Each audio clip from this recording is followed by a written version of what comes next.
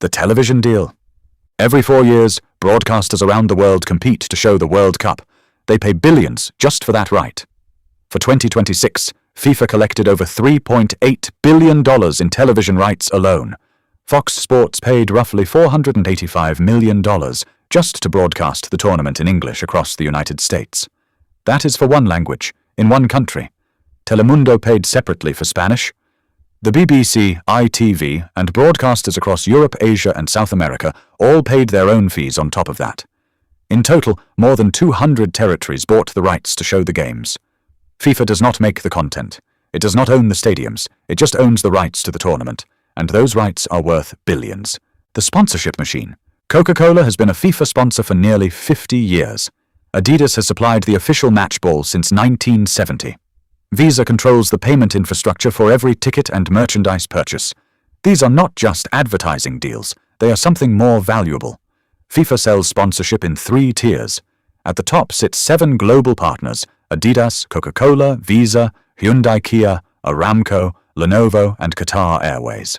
Each is estimated to pay between $150 million and $200 million for a 4-year deal.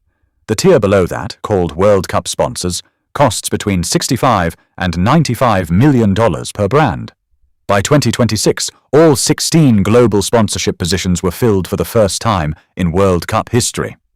Total sponsorship revenue for the tournament is projected at over $2 billion. What does a brand actually buy at that price? Coca-Cola's deal locks Pepsi out of the official soft drink category entirely. Visa's deal means MasterCard cannot have an official presence at any price.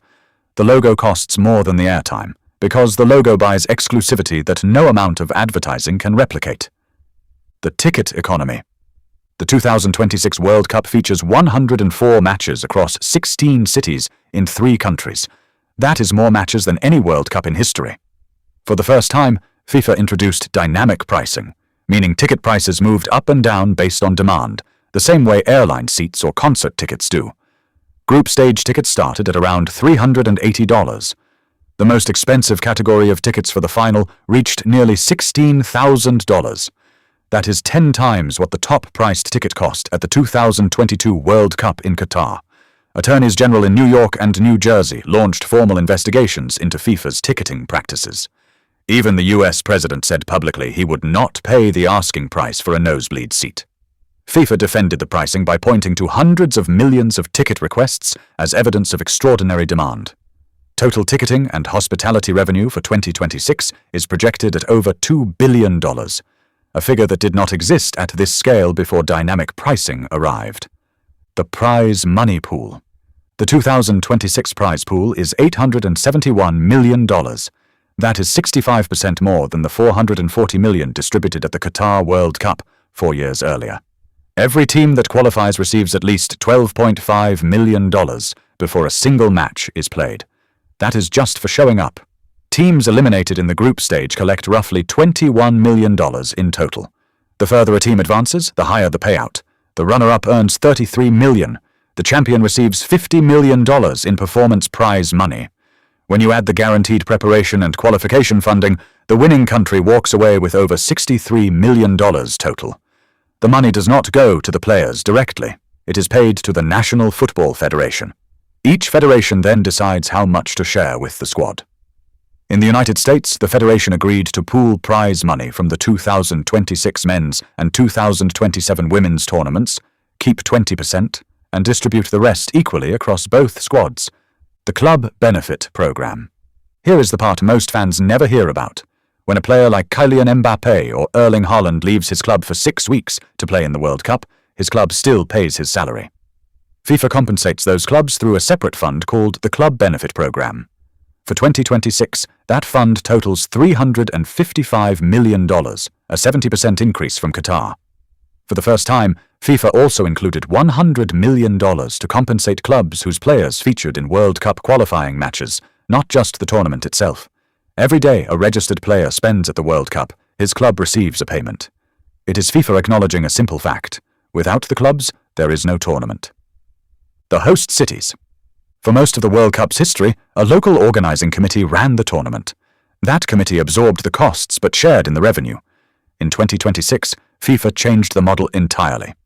FIFA operated the tournament itself, dealing directly with host cities. FIFA kept control of television rights, sponsorship, ticketing, hospitality, and merchandise. The cities kept the costs: security, transportation, stadium upgrades, fan zones, and public services. US cities received $625 million in federal security funding just to manage the safety operation. Toronto's hosting costs rose to roughly $380 million. Economists calculated that most host cities would not recover those costs from the economic activity generated by the tournament because the revenue streams all flowed back to FIFA.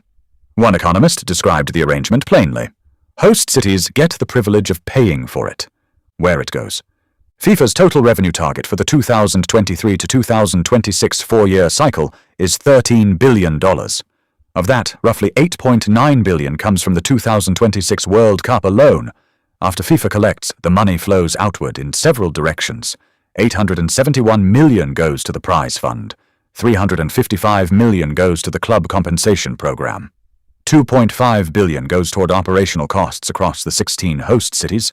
$1.7 billion goes to development programs, including direct payments of $1.5 million to every one of FIFA's 211 member federations, meaning even countries that never came close to qualifying receive a direct payment.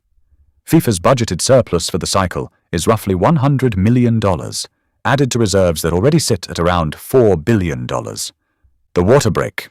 FIFA mandated 3-minute hydration breaks in each half of all 104 matches, officially to protect players from summer heat.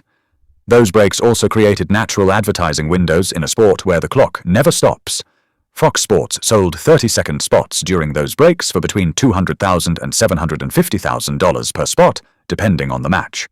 Across all 104 games, analysts estimated the total value of those hydration break advertising slots could exceed $500 million, more than the entire amount Fox paid for the broadcasting rights.